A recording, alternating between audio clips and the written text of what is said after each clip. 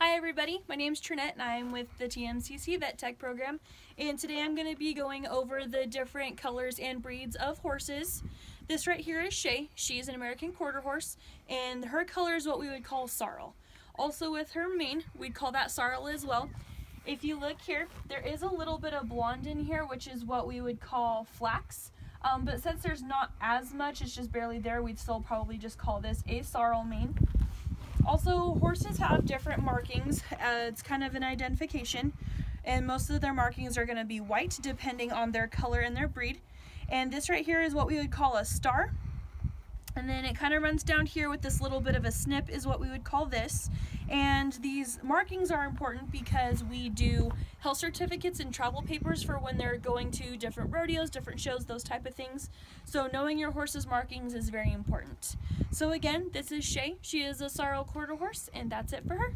Hello, this is Moxie, and she is another sorrel, and she has a more flax mane and tail like I was telling you guys about with Shay. It's more of a dark brown, and it's got a lot of blonde through it, kind of look like she has highlights.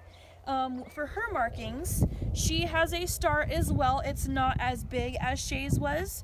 And then she does have a little nose marking down here. There's really no specific name for this. It's not a blaze or anything because it's not connected.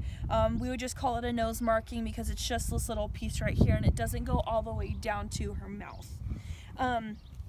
Also, there are different leg markings and stuff down here. This is what we would call a sock, since it just kind of covers this bottom part of her hoof. That is all for her leg markings, and that is all we have for Moxie. Right here we have Baby, and he is what we would call a dark bay. Your typical bay is gonna be more of a brownish red body with black points. And what I mean by black points is their mane and tail will be black, their legs will be black, and sometimes around their nose they'll be black. With him, you can tell he's more of a bay because when you come through here, you can see that brownish red tint through his body. He still kind of has a winter coat. I know a lot of people don't think horses have different coats, but when it gets cold in the wintertime, they hair up, they're really fuzzy and furry, and then they shed out and look really slick in the spring and the summertime.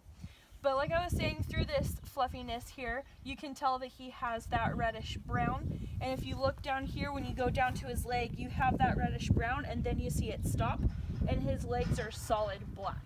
We would, like I said, with this color, you won't necessarily call him a black horse because of that tint. You're going to call him a dark bay. And those markings I was talking about earlier, not all horses have those. He does not have any markings. He doesn't have any white on his legs, on his face, anything like that. He is just a solid dark bay horse, and that's all the information I have for Baby. This is Waylo, and this horse right here is my personal mare, and her markings are very different from your typical markings that you will see. This is what we would call a roan, but with her coloring, she is a bay roan. You'll see red roans, blue roans, and the bay color that I was describing with kind of the reddish brown body and the black points.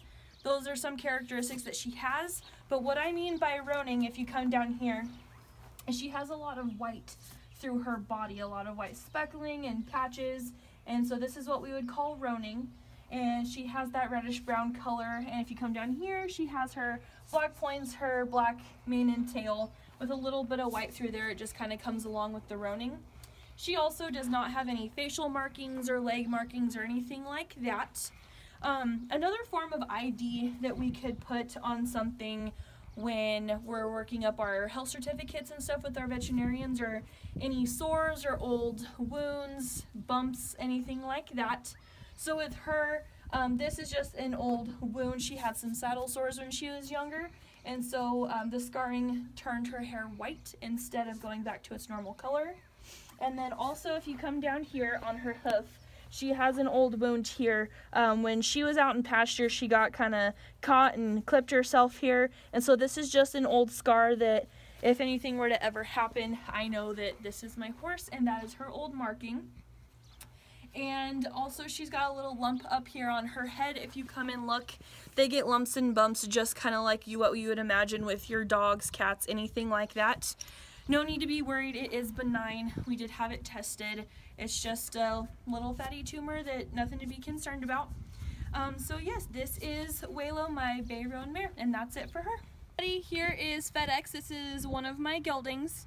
And then earlier when I said mare, that means that she is a female.